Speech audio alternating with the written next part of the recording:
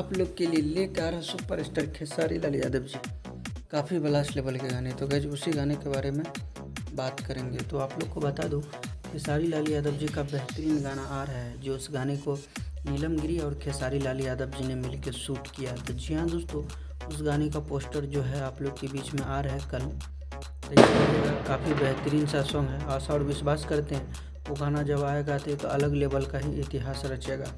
तो खेसारी लाल यादव जी के बारे में तो आप लोग को जानते ही होंगे, कुछ ना कुछ प्रॉब्लम चलते ही रहता है। इसके गाने से बैक टू बैक आप लोग को बीच बीच में गाना आता ही रहेगा। कर लीजिएगा चैनल को सब्सक्राइब, वीडियो को लाइक।